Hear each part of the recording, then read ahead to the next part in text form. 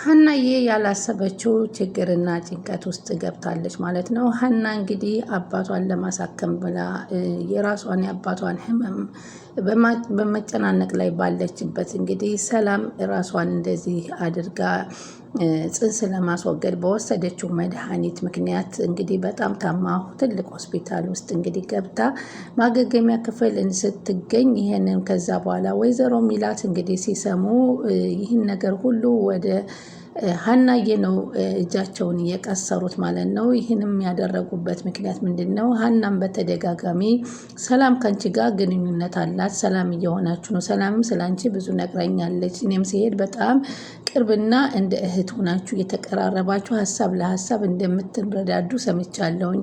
ስለዚህ ሰላምን እስኪ ምን ሆና እንደሆን ጠይቂልኝ፣ ወይንስ የነገረችሽ ነገር የለም ወይ ብለው ሲጠይቋት እንግዲህ ሀናዬ ደግሞ ሚስጥር ለመደበቅ ብላ ፈጣሪ ዋሻት በኔም ዋሽቼ አላቅም ስትል አልነገረቻቸውም ነበረ። ስለዚህ በሰዓቱ ስላልነገርሽ ነው ለልጄ ለዚህ ድርጊት እየደረሰችው ለዚህ ነገር የበቃችው አንቺ ነሽ ሰበቧ በማለት ሲላት እንግዲህ ሀናዬ ደግሞ በጣም ስቅስቅ ብላ ታለቅሳለች። እሷም ቢሆን ሰላም ተናገርሽ እንደ ለማዬ እንዳትናገሪ እኔ ነግሬሻለሁ፣ ይህንን ማየ ማወቅ የለባትም እያለች ስታስጠነቅቃት ነበር። ሆኖም ግን ጽንስን ማስወረድ ማቋረጥ መጥፎ እንደሆነና በፈጣሪም ዘንድ ኃጢአት እንደሆነ የመከረቻት ነበር። ሆኖም ግን ይህንን ታደርጋለች ብላ ሀናም አልተገነዘበችም ነበረ። እንደውም ዶክተሩ እንዲረዳኝ አንቺ ዶክተር አድርጊልኝ ስትላት እንኳ በፍጹም ነበር ያለቻት። አባቷ እንግዲህ በዚህ ትክዝ ብላ ሀናን ቤት ሲዋት ምንድን ነው አንቺ ሰሞኑን የሚያጨናንቅሽ ነገር አለ፣ ከእኔ የምትደብቂው ነገር አለ፣ የሆንሽው ነገር አለ እያሏት ስትላቸው አሁን እንግዲህ እውነታውን መናገር አለብኝ ስትል ልጅቷ የምሰራባቸው ሰዎች የጽንስ መቋረጥ አድርጋ ሆስፒታል ደክማ ተኝታ እናትየዋ አንቺ ነሽ እያሉ ነው ስትል አባቷ ስነግራቸው፣ አባትየው ደግሞ ከራሳቸው ህመም የበለጠ ሌላ ህመም ፈጥሮባቸዋል። መጨረሻውን እንግዲህ ምን እንደሆነ አብረን እንከታተላለን።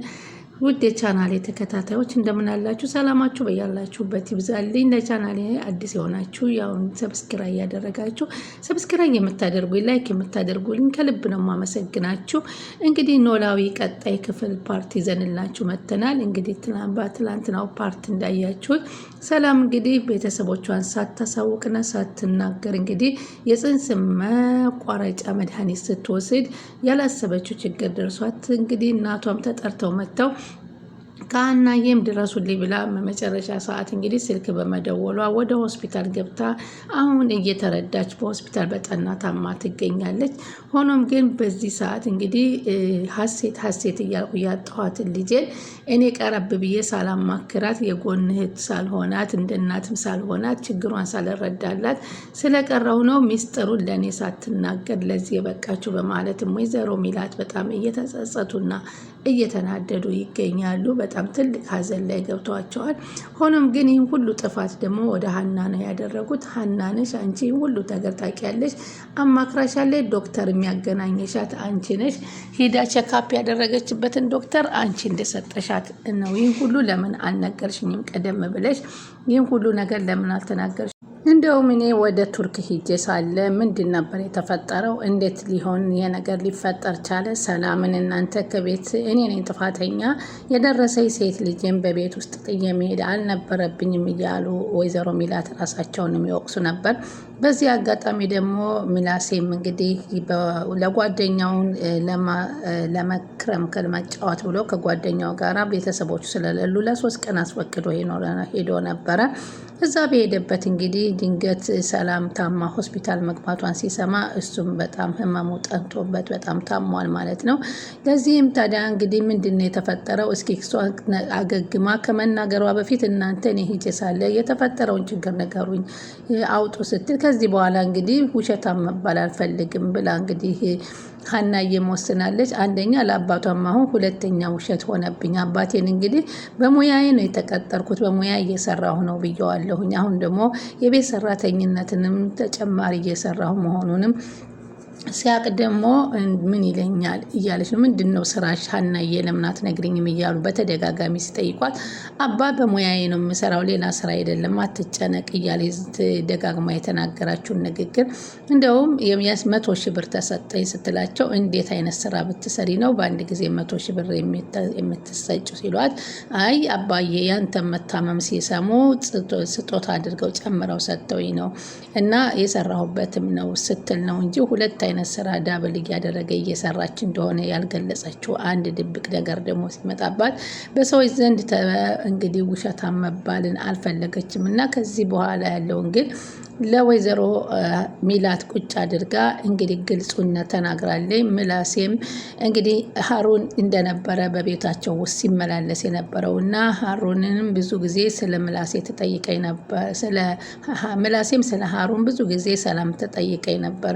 በሰዓቱ እሱ አንድ ጊዜ ሰላምን አንድ ጊዜ ሀናን እያለ እኔን ራሴ በሽታ ላይ ሊጥለኝ ነበር። በዚህም መጨረሻ ግን ያየሁት ከሀና ጋር ነበር እንጂ ከሰላም ጋር አልመሰለኝም። ሰላም ጋር እኔን ወንድሟን ስለሚወድ አብሮ ስላደገ በወንድምነት የቀረባት ነበር የመሰለኝ እንጂ እዚህ ደረጃ ያደርሳል ብዬ አላሰብኩም።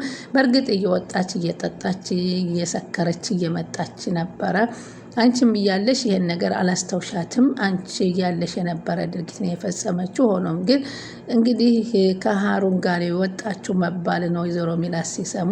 ሀሩን ደግሞ ትላንትና ስለ ምላሴ ጓደኛ ሲያሞጋግሱላት ይህኛው እንኳ አይረባም የሚረባ አይደለም እያሉ ነበረ ሲናገሩ የነበረው ሀሩን ራሱ ምላሴም ሀሩን እኮ አሁን ያየውን አሁን የማይመሰክር አሁን ጥሎሽ ሄደውን ቆይቶ የትናት ቢሉት የማያነሳ ሰው ነው እያሉት ነበር። በዚህም ሰው እንግዲህ መካከል ላይ የእሷ ጽንስ ከሱ መሆኑን በጣም ነው ያዘኑት ማለት ነው። እንግዲህ ወይዘሮ ሚላት እንግዲህ ሀሩንን በፖሊስ አስይዘዋለሁ ልጄን ደፍሯል በሚል እንግዲህ ክስ መስርተውበታል እና እንግዲህ ክሱ ያው እንግዲህ ወደፊት ምን ሲወሰን እንነግራቸዋለን። ሆኖም ግን አሁን በጣም ያጨናነቃቸው እንዲሁም ሀናዬን ያጨናነቃት ይህ ነገር ነው። ሀና በተለይ መደበቅ አልነበረብሽም፣ እኔ ከዚህ በላይ ስንት ደጋግሜ አስጨንቄ ጠይቄሻለሁ። ሆኖም ግን ምንም የነገረች ነገር የለም እያልሽ ነበር፣ ጠይቂያትም እያልኩሽ ነበር፣ ጠይቀሻት ግን አሁን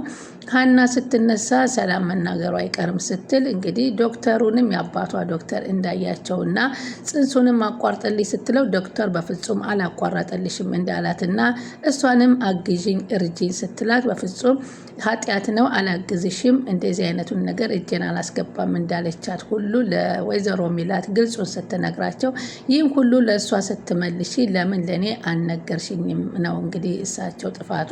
ይህ ነገር ቢሆን እኮ ልጄ ከእንደዚህ አይነት ደረጃ አደርስም ነበረ፣ እኔ ተረድቻት የሚሆነውን ነገር አደርግ ነበረ።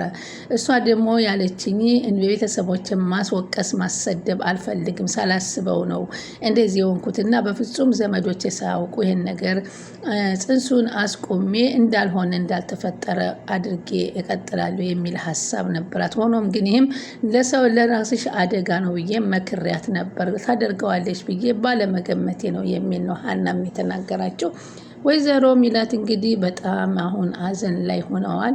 ያልጠበቁትና ያላለሙት ነገር ነው የደረሰባቸው። ልጃቸው እንግዲህ ጠንክራ ደርሳ በተለይ ሰሞኑ ፍቅር የእናት ፍቅር አግኝታ ተለውጣ ሲያዋት በጣም ተደስተው እንደ እህትም እንደ ልጅም እንደ ጓደኛም እየቀረቧት ባሉ ሰዓት እንግዲህ ይህ ነገር ተከስቶ በመካከላቸው እንግዲህ ይህ ነገር ተፈጥሯል። ሆኖም ግን አሁን እንግዲህ ሰላም አገግማ ትወጣለች። ከወጣች በኋላ በምን አይነት ይቀጥሉታል የሚለውን ደግሞ አብረን የምናየው ነው የሚሆነው። ውድ ተመልካቾቼ በጣም ያሳዝናል። ያልተጠበቀ ነገር ነው። እሳቸውም ቢሆን ወይዘሮ ሚላት ጥፋተኛ ናቸው ብለው ራሳቸውን እየወቀሱ ጥፋተኛ ነኝ ብለው ራሳቸውን እየወቀሱ ነው። አንደኛ ጥዬ መሄድ አልነበረብኝም፣ ሁለተኛ ለእሷ ከልጅነቷ ጀምሮ ቅርብ መሆን ነበረብኝ። ያችኛዋን ልጅ አገኛለሁ ስል ይችኛዋን ልጅ እያጣሁ መሆኔን ተረድቻለሁ ብለዋል።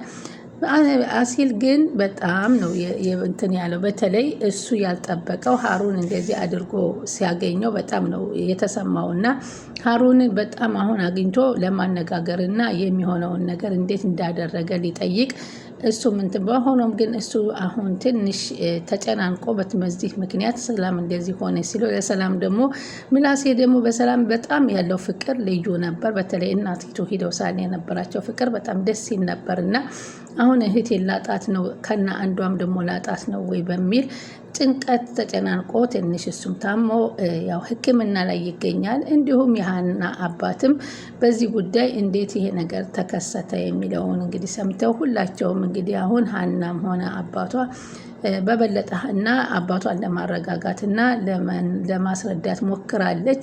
ያው እሷ እንደሌለችበት ነግራቸዋለች። ቀጣይ ምን ይሆናል አብረን እናያለን። እናመሰግናለን።